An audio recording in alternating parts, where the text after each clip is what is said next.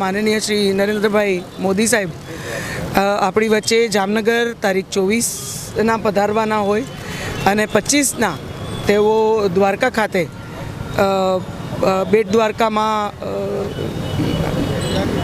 Signature બ્રિજનું લોકાર્પણ કરવાના હોય, જગત મંદિર દ્વારકાધીશ ના પર દર્શન અને પૂજા અર્ચના કરવાના હોય, ત્યારે 24 રાત્રે જ્યારે તેઓ જામનગર પધારશે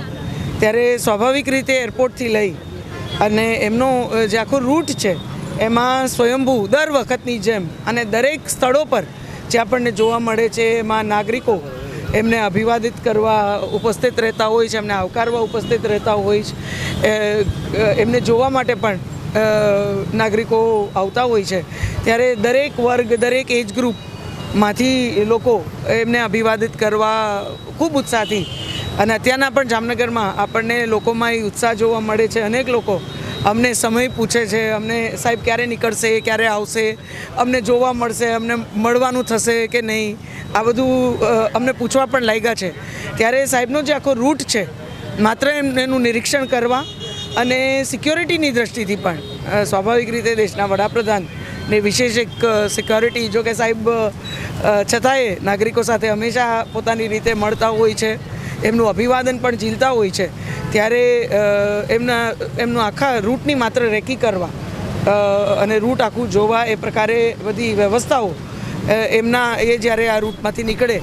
ત્યારે લોકો એમને અભિવાદિત કરી શકે, એમને જોઈ શકે, એમને સાહેબ ને મળી પણ શકે એ પ્રકારે, અને લોકોના ઉત્સાહને ક્યાંક આ રોડ શો હું એટલે કહું છું કે લોકો જ્યારે ઉપસ્થિત હોય અને સાહેબ નીકળતા હોય તો એની મેળે એક રોડ શો જેવું પણ વાતાવરણ બની જતું હોય છે। તો એને પણ ખૂબ સરસ રીતે એક વ્યવસ્થાની દ્રષ્ટિથી પણ સુચારુ રીતે એ આખી વ્યવસ્થા અહીંયા સુનિશ્ચિત કરવા માટે અમે સૌ અહીંયા જિલ્લાના કલેક્ટરશ્રી, જિલ્લા એસપીશ્રી સાથે કોર્પોરેશનના કમિશનરશ્રી, શહેર અધ્યક્ષ, જિલ્લા અધ્યક્ષ, મહામંત્રીશ્રીઓ, ચૂંટાયેલા ઘણા અન્ય પ્રતિનિધિ, બધા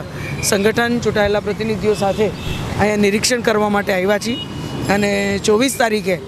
હું આપ સૌના માધ્યમથી પણ જામનગરના અને દ્વારકાના સર્વે નાગરિકોને 24 અને 25 આપણે સૌ સાથે મળી અને આપણી વચ્ચે એ સિગ્નેચર બ્રિજ હોય કે જામનગર અમૃતસર કોરિડોર હોય, અનેક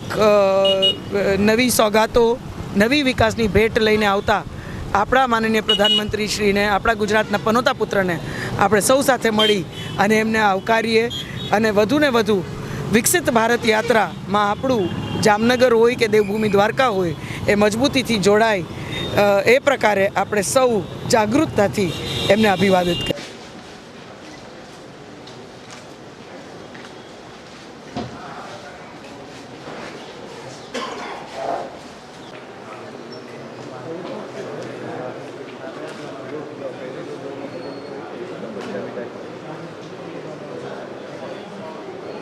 Você,